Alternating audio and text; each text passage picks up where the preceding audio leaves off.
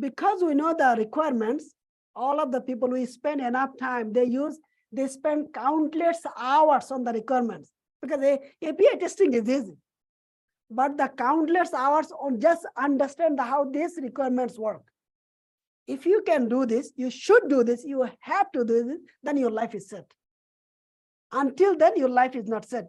Become a quality engineer, or the product owner, or the vehicle validation engineer, because that's your requirements. That's your application. Okay, the testing will be showing all the functionality, designing, everything else. But the major part is you need to step back and look each of the requirements, how they work, and mapping it out. Okay, this requirement is depend on other requirement. That requirement is user story is dependent on other API. Once you map this out, that's the where actually things will be different. Good. Okay, so we design this positive, negative. Let's go a little bit the testing part. What is the testing? Let's go to the manual testing. Click it, click it, click, click, click. Almost done. Click it, almost done. Okay. So anything, look at this. The response body. This is the one you looked by your eye, and you verified the 401. That's called the manual testing. Simple.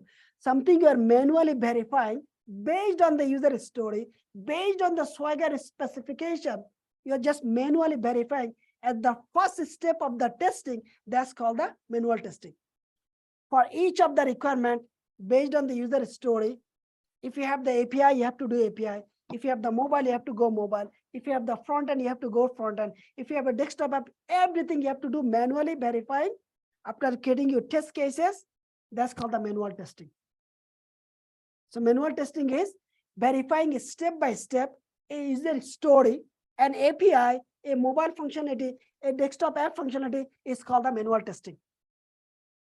And what is the test cases? Writing a functionality step by step is called the manual test cases. What is the API test cases?